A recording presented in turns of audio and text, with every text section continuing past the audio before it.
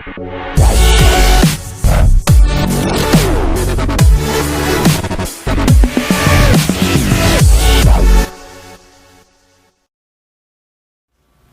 y'all, Ron Armstrong here, filmmaker, and today I have a review of Star Wars Rogue One, a Star Wars story.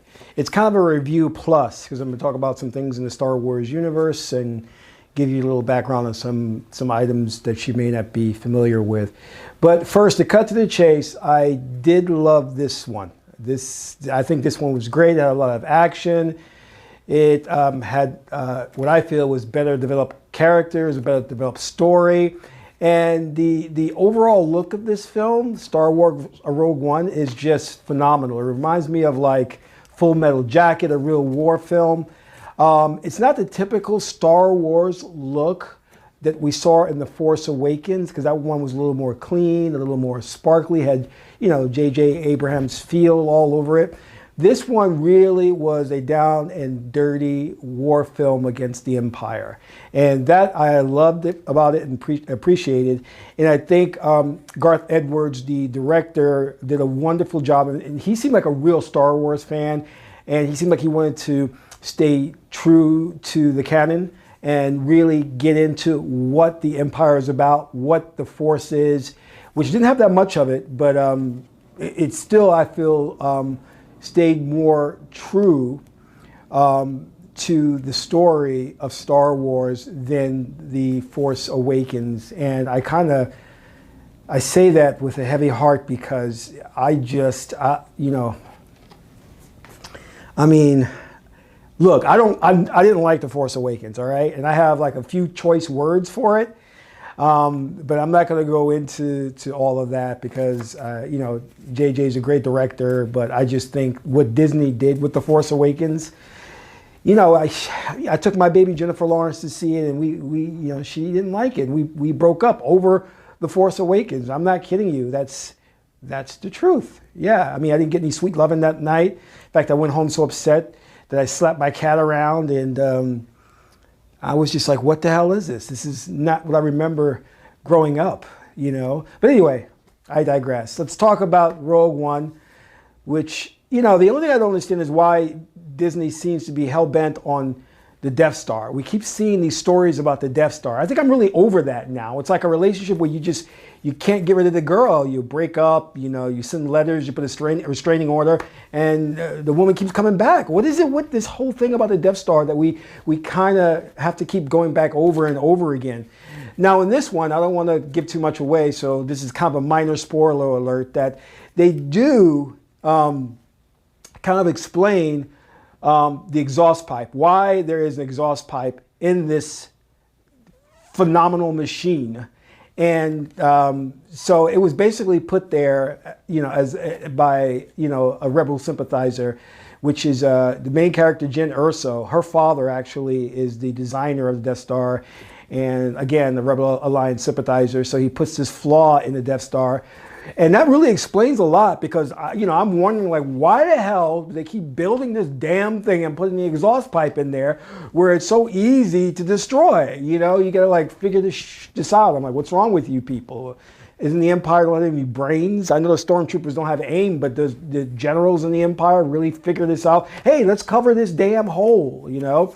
But anyway, going back to Rogue One, you know, Jyn Erso's character, played by Felicity Jones, I mean, her character is so darn weird because she's neither, I mean, she's neither like male or female. You know, you can look at the character, there's no femininity about her, and there's not even like, the thing I was going to say, she's like a tomboy, but she's not even a tomboy.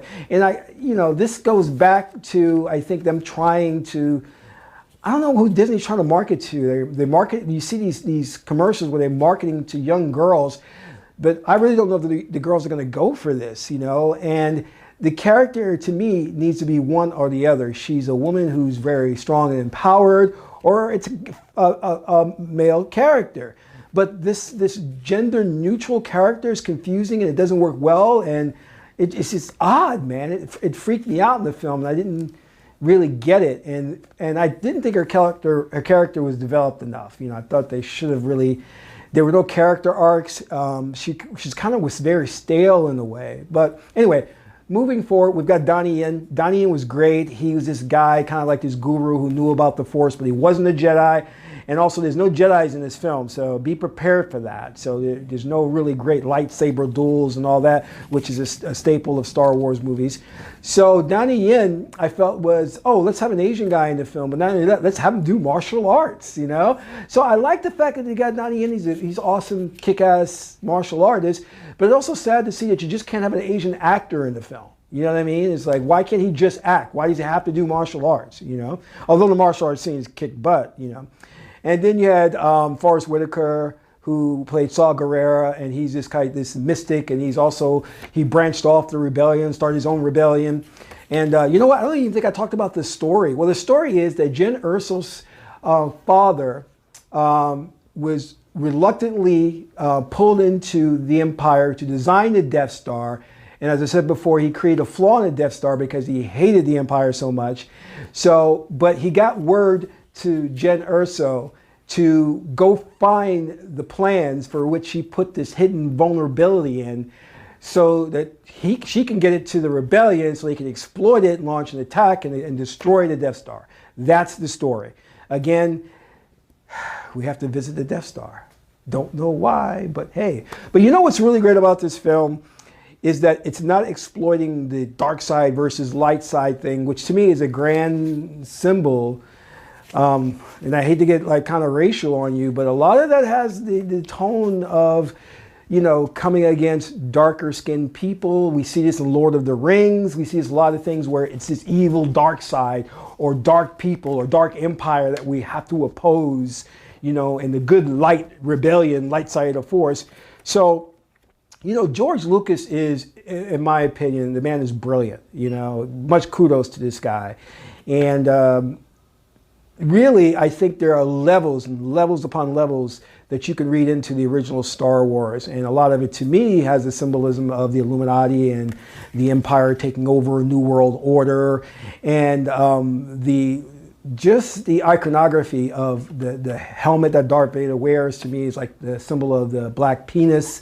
You know, again, I'm getting all deep and racial on you, but it's a lot of symbolism there. And the midichlorians, or we can call them melanin, that makes you like really receptive or force sensitive and things of that nature. But, you know, hey, this is just me. But, you know, if you study film symbology, you'll be able to read a lot into it. But as I'm saying is, though, a lot of times when we put those symbolism in films, it appeals to the subconscious mind. And this is why people are finding themselves liking the film much more. And it becomes just not...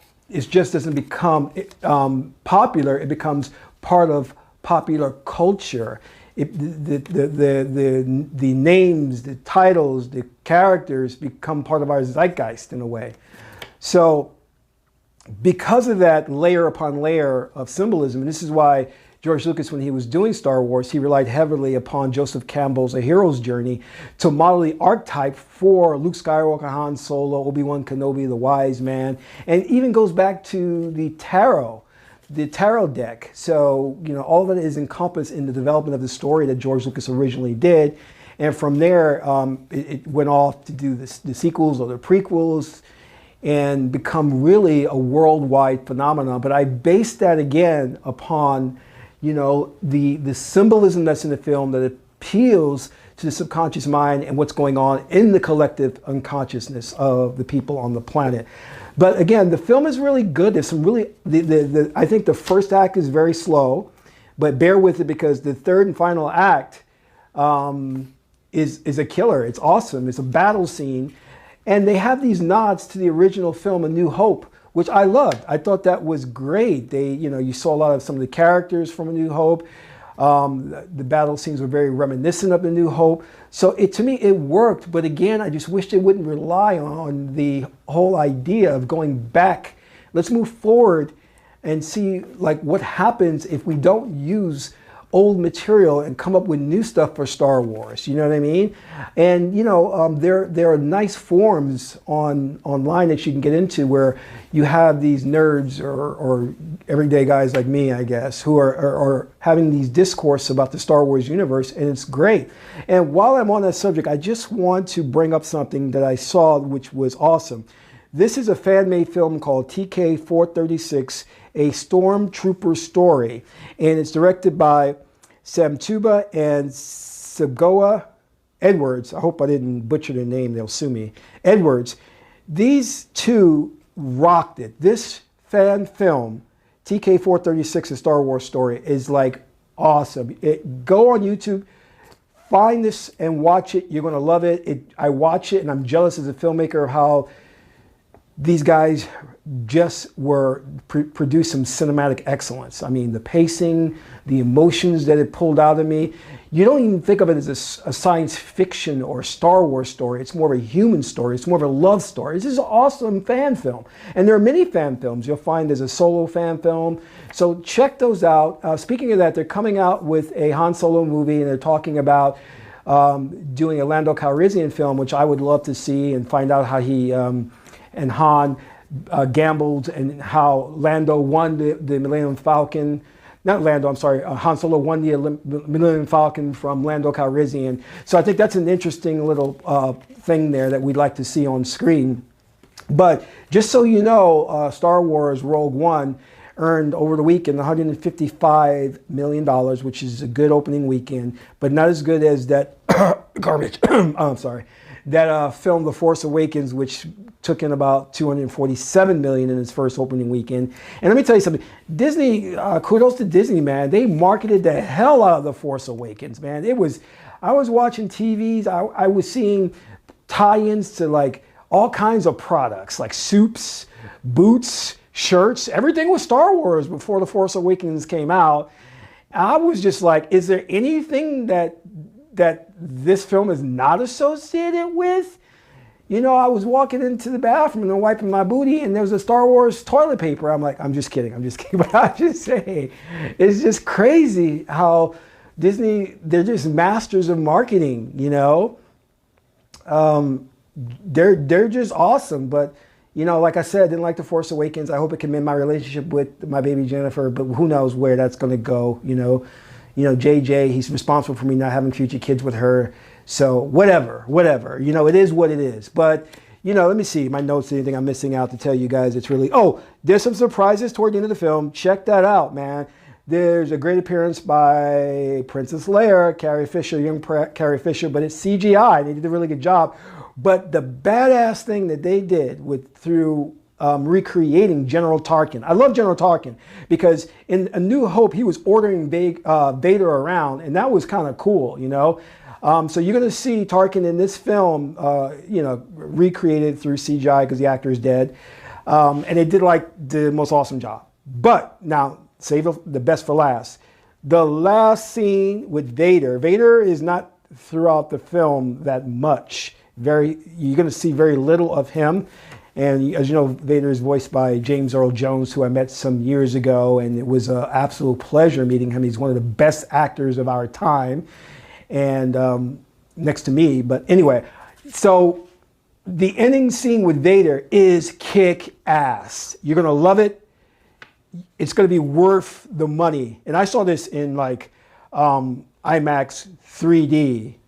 Sitting next to three hot girls who were trying to get my attention, but I wasn't interested because I was just focused on Vader kicking butt, man. I hope that's not giving away too much, but you're gonna love it. It just proves why Vader is one of the best villains ever created, you know? So my recommendation is check the film out. You're gonna love it, but it's hard not to like it after The Force Awakens. You know, if you're a real Star Wars fan, you will not like a Force Awakens. That is something you won't like, you know.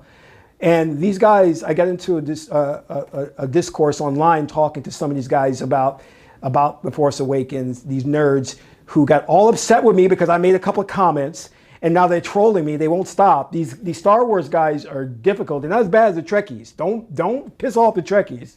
Your life will be pure hell. But the Star Wars guys, they need to really get a life and leave me alone. So dudes, like, wake up. It's not that serious. You get a life, get a girlfriend, do something, you know, stop trolling me, all right? Sorry, Darth Maul sucked, okay? All right, I didn't like him. So I don't care what your opinion is. It's my opinion. Don't, like, get all upset and butthurt over it, whatever. So anyway, so check this movie out. I think it's going to do well. Like, I didn't rent A Force Awakens. I didn't purchase it. I didn't rent it from Amazon or Netflix or whatever. I didn't purchase it, and I will not watch that film again, ever again. I can't take Mary Sue or Rey and the casting of, I mean, what is this guy? Stormtrooper and a garbage man? Look, let me put it to you this way. There's a stormtrooper in Rogue One who knows all about the Empire, all right? He's not a stormtrooper, wait, he's a pilot, that's what he is. He's a pilot, and he knows everything about the Empire. He can give you all this cool information. I'm not gonna give it away, but come on, Finn in The Force Awakens, a stormtrooper, yet garbage man, who doesn't know crap about the Empire, and yet Mary Sue Rey can fix the Millennium Falcon, fly the Millennium Falcon, use a lightsaber, use the Force, any training. All right, I'm going off again, but hey, you know, anyway, check out Rogue One, A Star Wars Story. I think it's awesome. You'll enjoy it. And this is Ron Armstrong, filmmaker. That's all for now.